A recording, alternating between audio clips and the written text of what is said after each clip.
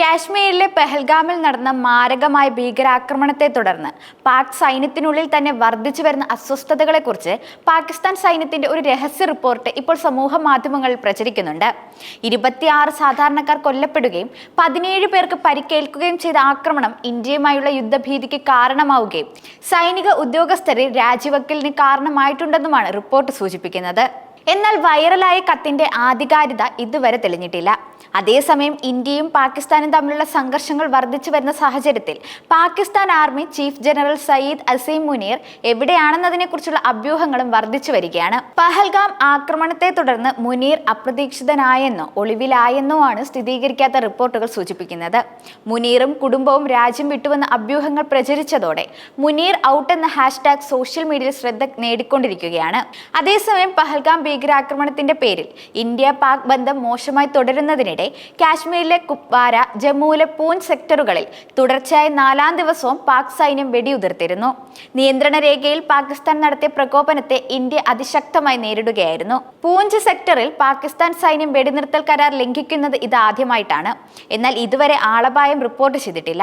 പഹൽഗാം ആക്രമണത്തിന് പിന്നിൽ പാക് ഭീകര സംഘടനയായ ലഷ്കർ ഇ തൊയ്ബയുടെ പങ്ക് വ്യക്തമായതിന് പിന്നാലെ സിന്ധു നദീജല കരാർ റദ്ദാക്കുന്നതുൾപ്പെടെ കടുത്ത നിലപാടുകളിലേക്ക് ഇന്ത്യ നീങ്ങിയതോടെയാണ് പാക് സൈന്യം അതിർത്തിയിൽ പ്രകോപനം തുടരുന്നത്. അതിനിടെ ഇന്ത്യയുടെ തിരിച്ചടി ഭയന്ന് നുഴഞ്ഞുകയറ്റത്തിനായി പാക് അധിനിവേശ കാശ്മീരിൽ സജ്ജമാക്കിയിരിക്കുന്ന ഭീകരരെ പാക് സൈനിക കേന്ദ്രങ്ങളിലേക്കും ബങ്കറുകളിലേക്കും പിൻവലിച്ചതായാണ് രഹസ്യാന്വേഷണ വൃത്തങ്ങൾ നൽകുന്ന സൂചന.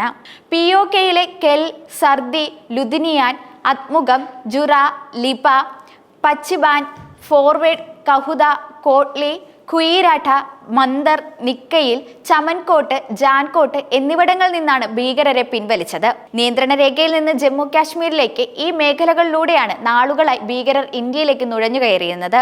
തുടർ നടപടികളെക്കുറിച്ച് ഇന്ത്യ ശക്തമായ ആലോചനകൾ തുടരുന്നതിനിടെ പാകിസ്ഥാന് പരോക്ഷ പിന്തുണയുമായി ചൈന പരസ്യമായി പ്രഖ്യാപിച്ചിരുന്നു. പഹൽഗാം ആക്രമണത്തിൽ നീതിയുക്തവും വേഗത്തിലുമുള്ളതുമായ അന്വേഷണം സ്വാഗതം ചെയ്യുകയാണെന്ന് പറഞ്ഞ ചൈനീസ് വിദേശകാര്യ മന്ത്രാലയ വക്താവ് ഗുവോ ജിയാകുൻ പരമാധികാരം സംരക്ഷിക്കാനുള്ള പാകിസ്ഥാന്റെ ശ്രമത്തെ അംഗീകരിക്കുന്നുവെന്ന് വ്യക്തമാക്കിയിരുന്നു. എന്നാൽ പഹൽഗാം സംഭവത്തിലെ അന്വേഷണത്തിൽ സഹകരിക്കുമോ എന്ന ചോദ്യത്തിന് അദ്ദേഹം മറുപടി നൽകിയിട്ടില്ല. അതേസമയം പഹൽഗാമിൽ ഭീകരരെ പിടിക്കാനുള്ള ദൗത്യം അവസാന ഘട്ടത്തിൽ എത്തി നിൽക്കെയാണ് പാകിസ്ഥാൻ പ്രകോപനം തുടരുന്നത്.